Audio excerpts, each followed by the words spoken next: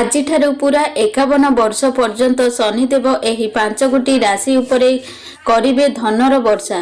ବଦଳିଯିବ ଏମାନଙ୍କର ଭାଗ୍ୟ। ଏମାନଙ୍କ ଜୀବନରେ ଯାହା କିଛି ସମସ୍ୟା ଲାଗି ରହିଥିଲା ତାହା ଆଜିଠାରୁ ଦୂର ହେବାକୁ ଯାଉଅଛି। କାରଣ ଶନିଦେବକୁ ନ୍ୟାୟର ଦେବତା ବୋଲି କୁହାଯାଏ। ତେଣୁ ଏହି 5ଗୋଟି ରାଶିର ବ୍ୟକ୍ତିବିଶେଷଙ୍କର ଭାଗ୍ୟ ଅଚାନକ ବଦଳିବାକୁ ଯାଉଅଛି। ତେବେ ଚାଲନ୍ତୁ ଜାଣିବା ସେହି 5ଗୋଟି ଭାଗ୍ୟଶାଳୀ ରାଶି କିଏ କିଏ, ଯାହା ଉପରେ ଶନିଦେବଙ୍କର ବିଶେଷ କୃପା ରହିବାକୁ ଯାଉଅଛି।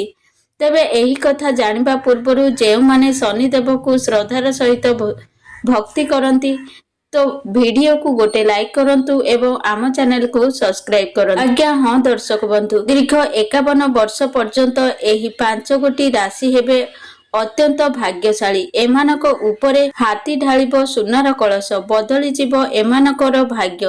ଏମାନଙ୍କ ଜୀବନରେ ଯାହା କିଛି ଅଧୁରା କାମ ବାକି ରହିଥିଲା ତାହା ଆଜିଠାରୁ ଦୂର ହେବାକୁ ଯାଉଅଛି। ତେବେ ଆସନ୍ତୁ ଜାଣିବା ସେହି 5ଗୋଟି ଭାଗ୍ୟଶାଳୀ ରାଶିଙ୍କର ନାମ। ପ୍ରଥମ ରାଶି କନ୍ୟା, ଦ୍ୱିତୀୟ ତୁଳା, ତୃତୀୟ ବିଛା, ଚତୁର୍ଥ ବୃଷ ରାଶି, ପଞ୍ଚମ ସିଂହ ରାଶି, ଷଷ୍ଠ ମକର ରାଶି, ସପ୍ତମ ଧନୁ ରାଶି, ଅଷ୍ଟମ କୁମ୍ଭ ରାଶି।